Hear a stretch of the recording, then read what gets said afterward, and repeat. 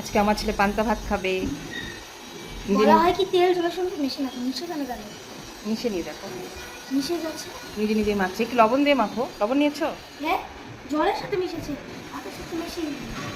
এখানে আছে পকোড়া, ডিম অমলেট, শসা, লেবু, লবণ।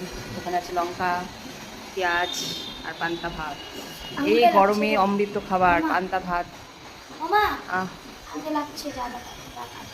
আচ্ছা ঠিক আছে, এখন টেস্ট করে দেখো লবণ হয়েছে নাকি। লবণ মনে হয় দেওয়াই নি তুমি। দাও। এই যে থালাতে, এই যে হাত দিয়েই নাও। লঙ্কা খাচ্ছি, ঝাল কিন্তু বাবা। আকাশ না, ঝাল লাগবে।